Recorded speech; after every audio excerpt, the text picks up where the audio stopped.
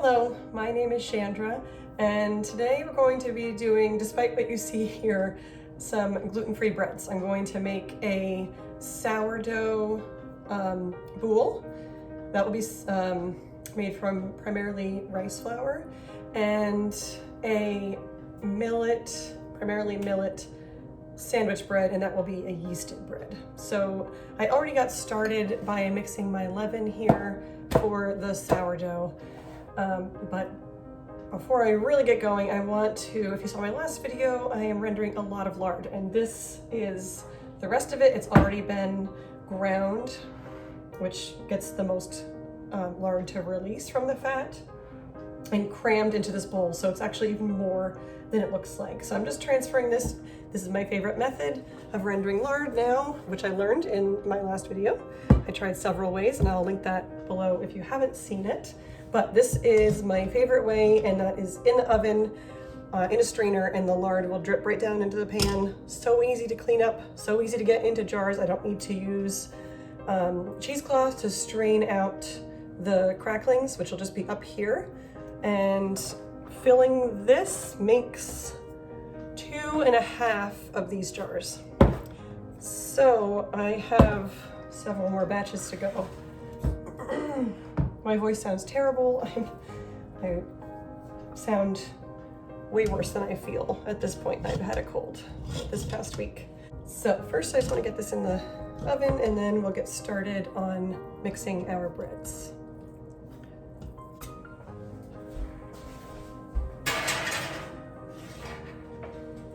Okay, so first I want to mix up, I have my recipe right here. I want to mix up the sourdough bread so that that can be fermenting while we mix the sandwich bread. I like to use a mixer for gluten-free breads because they're usually very sticky, and it's good to get them really well mixed, and that just is pretty hard, I find, using your hands because it's very sticky. So first thing, I need to get my psyllium husk gel ready. So I'm just going to do that in a bowl. This might not be big enough to use this bowl. So I need all these are recipes I found from online sources, so I'll link them below. So I need 20 grams of psyllium husk.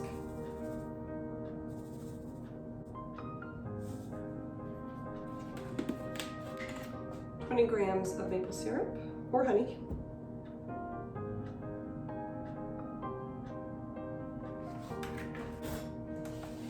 and 300 grams of water.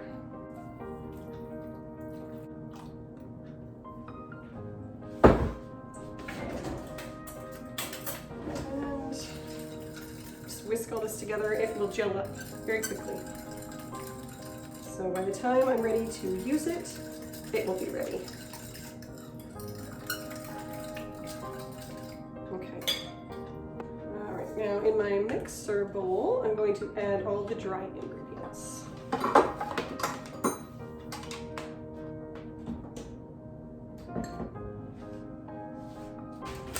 80 grams potato starch. You can substitute other starches, arrowroot, tapioca. They are all slightly different, not enough that you can't substitute, but I do try to use the one the recipe calls for, if I can. 60 grams tapioca flour. This recipe actually says tapioca or arrowroot. I have more tapioca available, so I'm going to use that.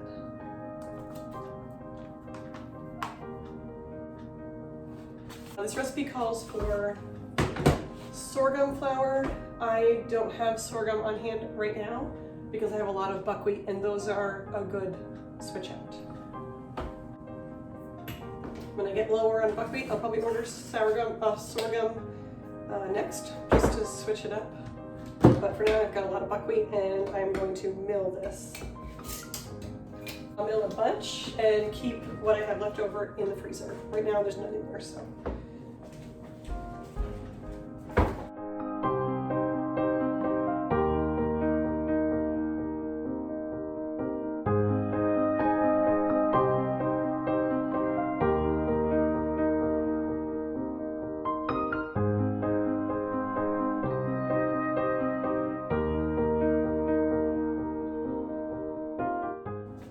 if you bake, especially if you bake gluten-free breads, it is well worth the investment to get a grain mill. These kind of flours are, to buy ground, are specialty flours, but to buy a 25-pound bag of buckwheat is insanely cheap. And then I think you make your money back very quickly. Okay, so we need 80 grams of buckwheat.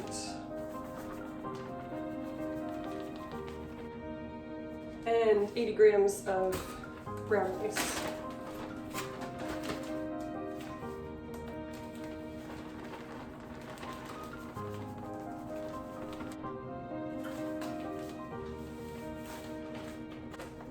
Grams of salt.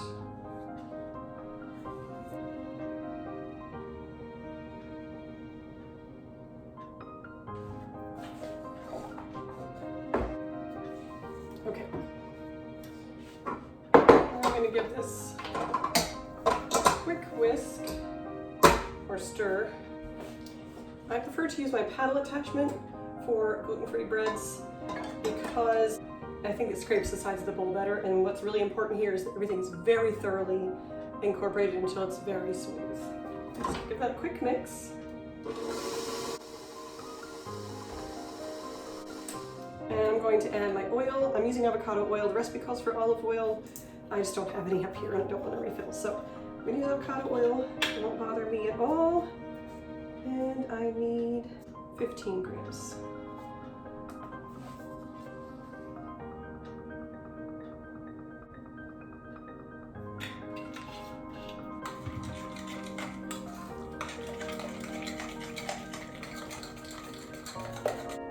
Also going to add my leaven or pre-ferment into my psyllium husk mixture with the olive oil, or avocado oil in this case. This is nice and bubbly. Let's see if I can. You can see that it's really loose, and let's see if I can. Nice and active in there. This has been sitting out at room temperature. I mixed this at 7 o'clock this morning, so it's had 3 hours. The recipe says overnight. I like to give my breads a long ferment in the refrigerator overnight. So it's actually fine to start with a shorter leaven ferment, because it's going to get that long time in the refrigerator. And also, I didn't feel like mixing it last night, which is what I think the directions say to do. Mix it the night before. But as long as your starter is active enough, you'll get plenty of activity in a few hours. This is going into our mixer, and we're going to mix this really well, maybe about 5 minutes, so it's very smooth.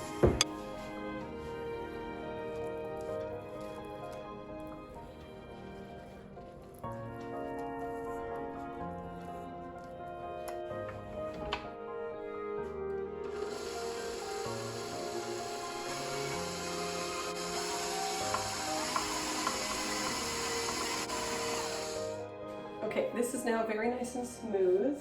And I want to line my Banneton basket. I'm going to use some rice flour to dust it so that bread doesn't stick.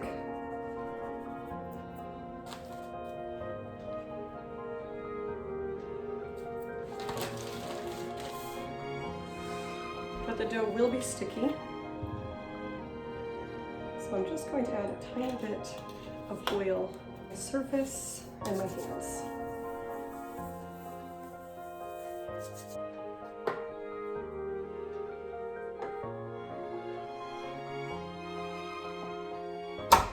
This already has a really lovely tangy smell to it from that leaven.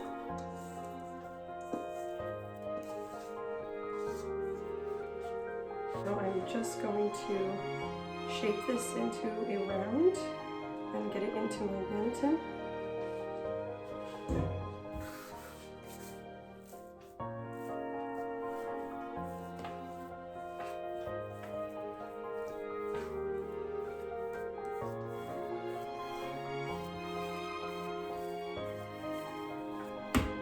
Just got my hands wet, and I'm going to use wet hands to smooth the surface.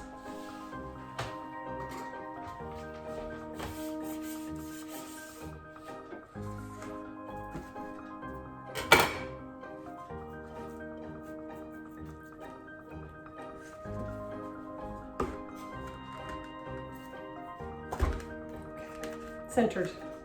Sometimes it's nice to use a tea towel or something for this, because when you get it in off center, you can just move the tea towel. This worked fine too though. Okay, I'm going to put this in a plastic bag and into the refrigerator until tomorrow morning. So it's going to get a nice long proof. If I wanted to bake this today, I would leave it out and let it proof at room temperature. I like the flavors that come from cold proofing with sourdough. It's a slower process, more development of flavor, and a little less tangy.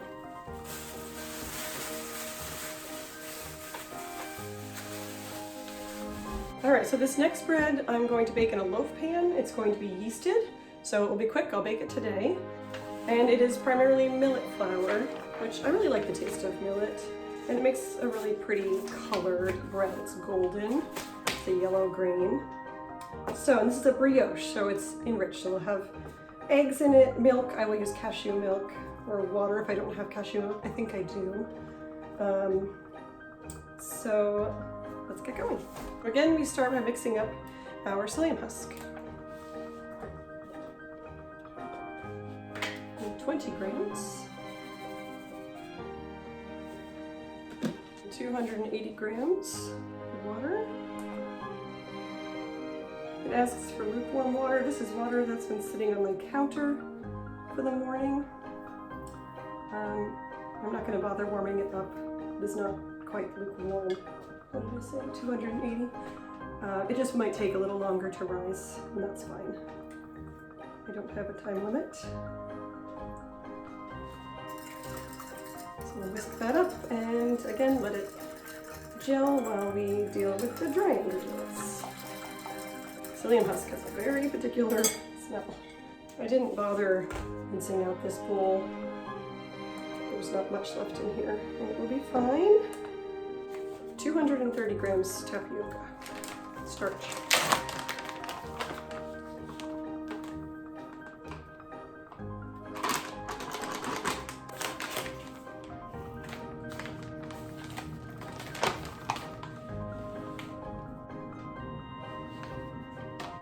I do have some millet already ground. Let's see if it's enough. 135 grams.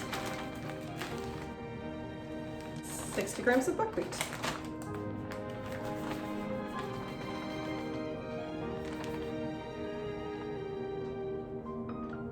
I have made both of these breads that I'm making today before, but only once. And I did get to try this bread. They are both gifts. I did get to try this bread, and it was really good. I think it'd be even, we used it for sandwich bread, and we did not toast it. I think it'd be really good toasted. It was really good not toasted.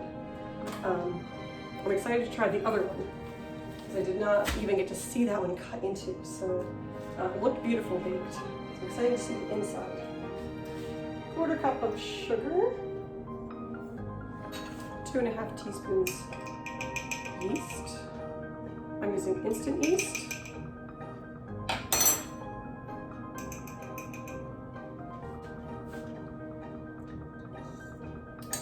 Baking powder, mine is clumpy, so I put it through a little sieve. And I need 2 teaspoons.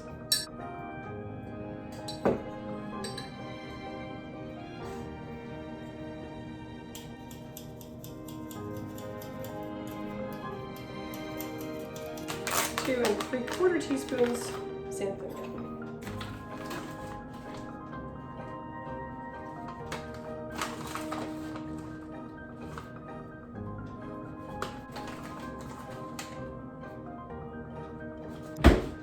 2 teaspoons salt.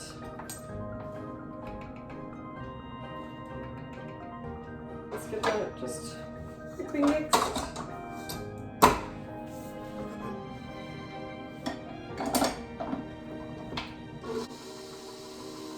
Now to our psyllium husk mixture, we're going to add our eggs, cashew milk, or whole milk if you eat dairy, and oil. 2 eggs.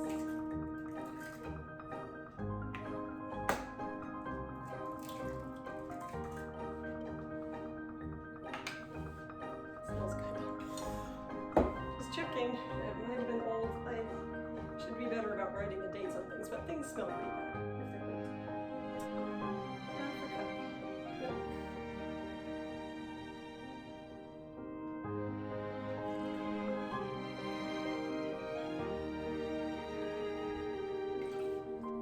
And 2 tablespoons of oil. Although I have abandoned weighing at this point, there are weight measurements for all of these things if that's how you prefer to bake.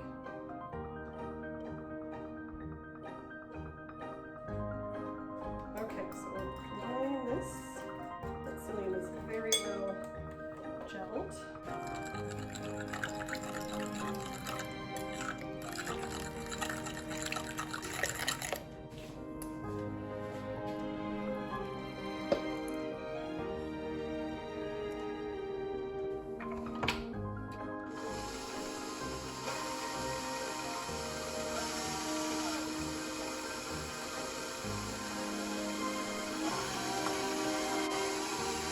I'm just going to scrape this down one time, make sure everything is getting incorporated.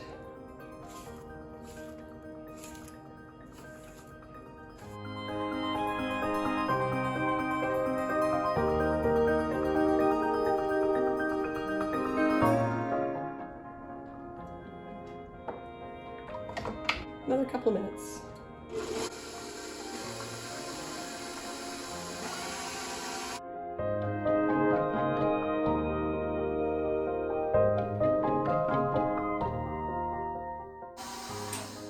Okay, this is nice and smooth. This one would maybe really benefit, I'm just thinking back to when I made it last time, with some refrigeration for an hour or so, just to firm it up a little and make it a lot easier to work with. However, I don't really have an hour or so because right now my house is empty and quiet and I can talk to you instead of talking to you later. So I'm just gonna do it. And I also know I did this last time too. I made the mistake of trying to flour not just the outsides of the bread, but when I was forming it, some of the flour got onto what ends up being the inside, and I just turned my oven up to 275 because that lard is dripping nicely. That flour that ended up inside did not become absorbed into the bread. It was a line of raw flour in the middle. I'm going to really avoid doing that. I really use flour for my hands, my surface. Oil's not going to cut it for this. So let's see how we do. The pan does not need to be oiled. Flour my surface well. I'm going to leave some extra flour up here for my hands.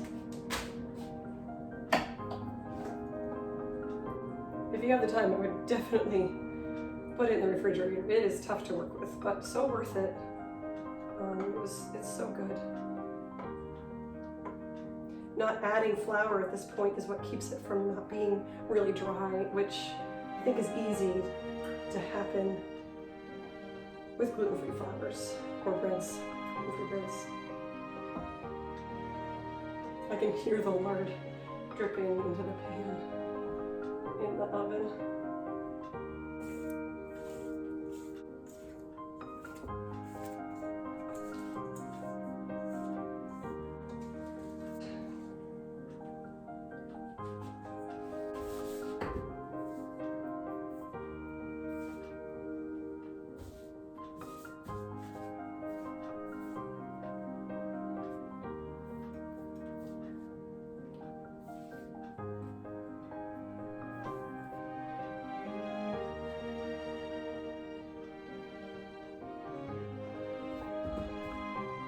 The dough sticking to my hands is actually going to help me. It's going to make the flour stick to my hands. Okay. can just shape this. I was very careful not to get flour on top of the dough before I folded it over, because that's what I did last time, and I ended up with that line through the middle, which was a little unpalatable.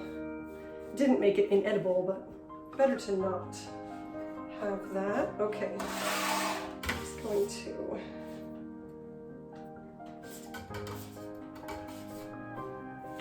mush this. Nice, worked pretty well.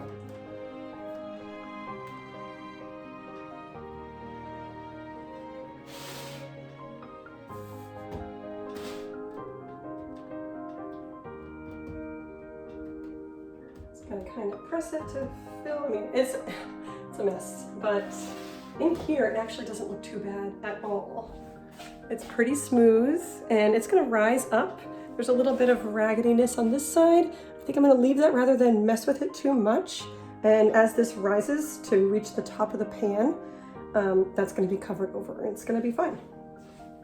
Now this is kind of an unusual step in bread baking, but in order for this to rise evenly, you score it, and I'm just going to do 3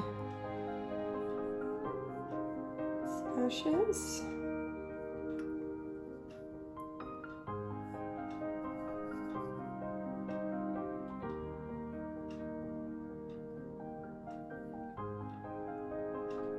And I'm going to cover this with some oiled plastic wrap, because we want this to double in size. Oh, that was a lot. All right, so depending on my kitchen temperature, my dough temperature, this will take an hour to an hour and a half. Okay, so now since my oven is going right now, I'm gonna set this on top of the stove, and it will be a nice warm place for it to rise. Let me show you also, here is my gluten-free starter, and when I made that pre-ferment or leaven this morning, I also fed this, and you can see it's getting nice and bubbly. With a gluten-free starter, you don't get the doubling that you'll get with a gluten starter. You just want to see lots of activity like this. And once I see that getting going, I'll put that into the refrigerator and it'll be ready for the next time. I'm going to pause on my lard rendering so that I can crank up the oven temperature to 400. I have my baking stone in there because this bread needs to go right onto a stone, and that keeps it from getting a dense, uncooked line of bread at the very bottom, of dough at the bottom, which is pretty easy to happen with gluten-free breads. I've definitely had that happen before, and this stone totally took care of that. So I did have that stone in there the whole time that my lard was rendering. If I hadn't, I would have let it heat up for a good 45 minutes probably before I put the bread on. So I've just gotten my bread into the oven. I'm gonna bake it for 1 hour at 400 degrees. And I brushed the top with egg white. The recipe calls for it to be brushed with egg white. If I didn't have egg whites already in my refrigerator, I would have just beaten an egg so as not to have to separate that. But I did have egg whites from, I believe, making ice cream. So I used that, just beat it until it was frothy, spread it on top, and that's going to bake for an hour. We are having a really unseasonably warm day today, so I've been outside, but my bread is looking really good. Let me show you. It is so nice and dark, which is important for this bread because, and I did follow the directions and bake it on my stone. I guess you can't see that very well, but I do have my baking stone in there. There it is. In order to not get a thick line of dense bread at the very bottom, which I have absolutely had happen before with gluten-free breads. I want to get this ready to put my lard back into. It's going to need to cool down first. So with this bread, in order to keep the structure as it cools, this needs to be very brown on all sides. So I'm going to take it out, and as long as it is brown and firm, crispy all the way around, I can let it cool and completely, and we'll slice into it tomorrow as we bake the sourdough bread.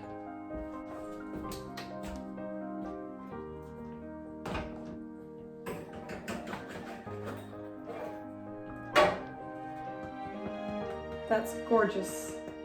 Nice and firm. Now she gives a weight measurement. Now I probably see how there's just this much rise. To get more rise, it needs to proof for longer before it goes into the oven. I kind of ran out of time because we were having a nice day. I needed to take it outside. My whole family was outside. It was time, so I stuck it in the oven probably a little bit early. But I think I'm still gonna be just happy with this, and it still looks like a really nice sized sandwich loaf. So I'll let this cool and get my oven cooled back down so I can get my lard back in and going. And I will see you tomorrow morning to bake gluten-free sourdough and slice into this sandwich loaf. And probably have it for breakfast. It is the next morning and I'm getting this sourdough out of the refrigerator so it can come up to temperature and even rise a little bit further.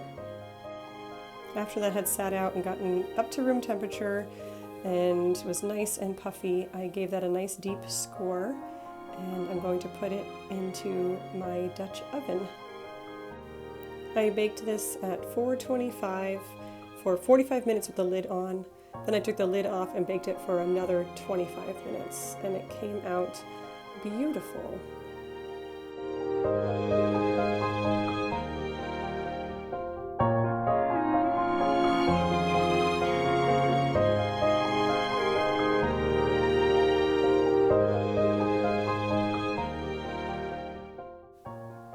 The sourdough, the round one here, has a little bit of a gumminess to it, which doesn't bother me, and it toasts away really well.